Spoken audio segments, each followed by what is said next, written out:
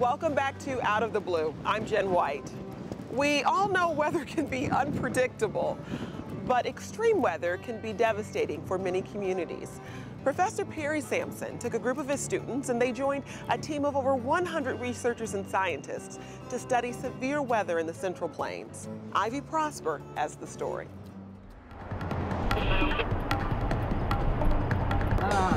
Stay about 1 second, guys. We're gonna get just distance on.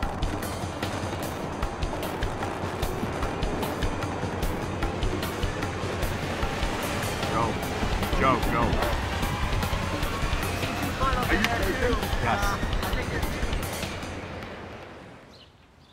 University of Michigan professor Perry Samson often refers to science as a contact sport.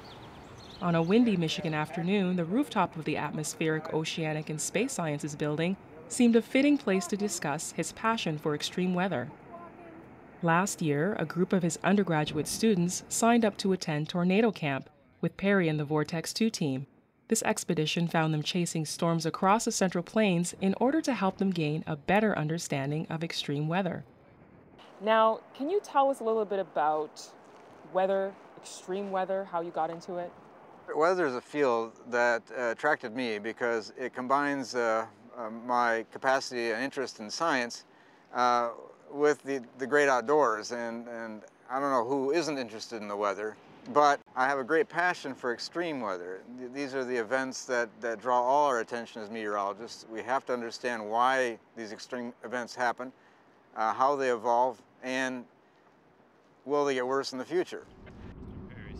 I can stand in front of a large classroom and teach the physics of the atmosphere, the chemistry of the atmosphere, try to engage them in those materials.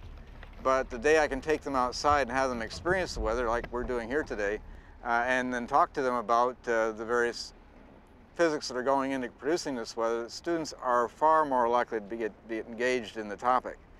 So we try to take students into the field as often as possible and give them the experience of making their own measurements and enjoying the outdoors. I heard that you actually have started a tornado camp where you take students to go and chase tornadoes. Yes. Which is quite interesting to me because I can't imagine doing that. Tell us about that. I couldn't imagine it either, but regardless, we did it.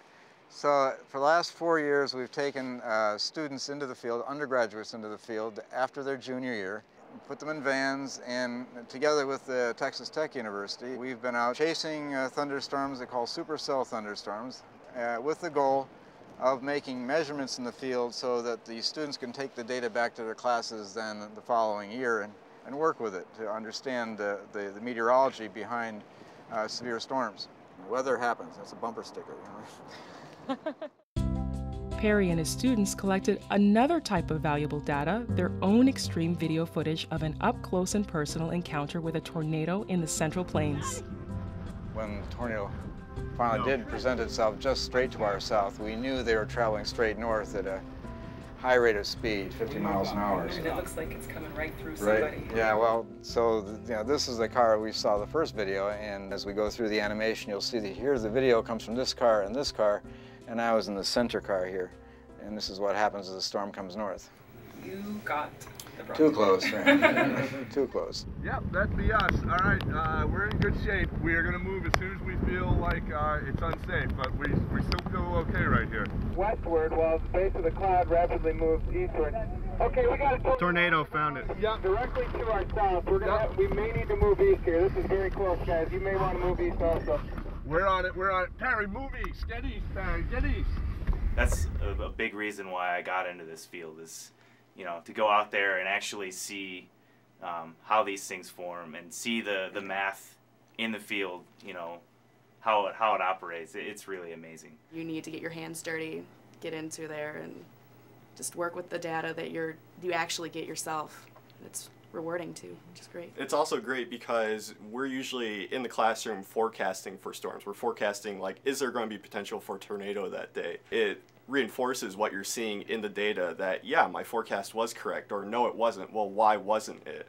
So it's definitely helping reinforcing that forecasting aspect of things. I want to point out that there's also something else that goes on here, that this is the beginning of their careers. And there's a kinship that happens here that I think is valuable as well. And we've seen that in our students, and we're really happy that's happening.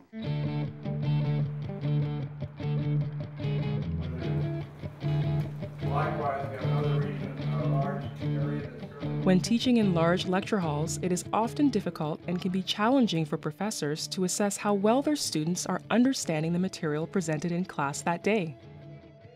Perry took his theory of science as a contact sport into cyberspace and developed a web-based teaching program called Lecture Tools. Now his students have the benefits of a real-time interactive classroom experience directly from their laptops, and the results were surprising.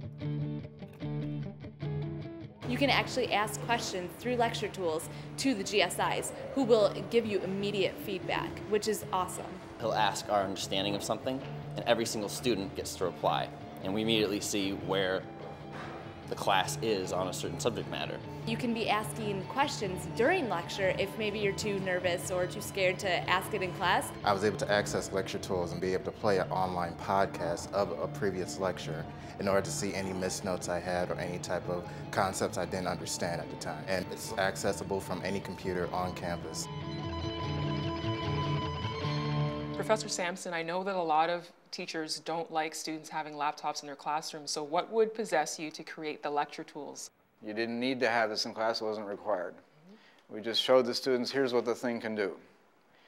The day that we introduced that in class, then suddenly 95% of the students showed up with laptops. For a long time, I've had the desire to make classes more interactive. I think that students learn at least as much from each other as they do from me.